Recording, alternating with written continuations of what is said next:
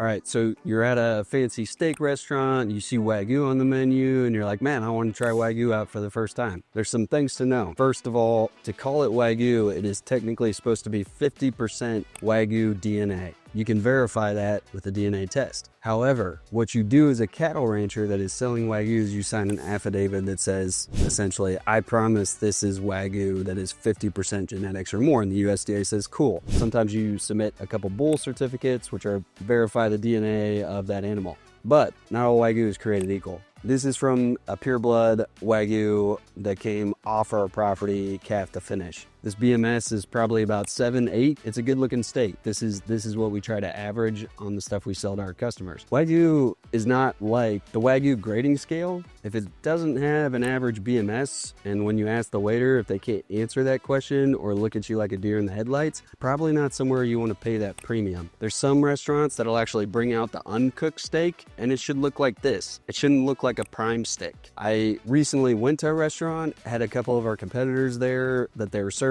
They came out, did a meat display, and the Wagyu looked like total garbage, and it was twice the price of the prime steak that was also on the menu.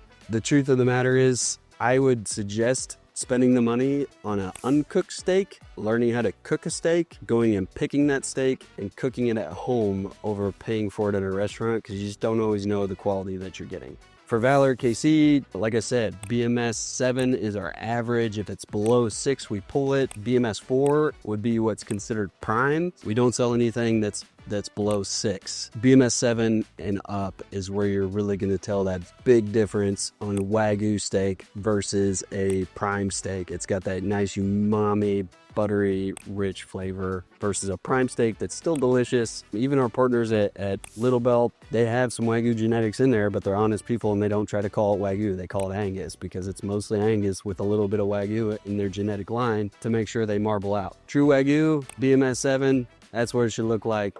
Let's go.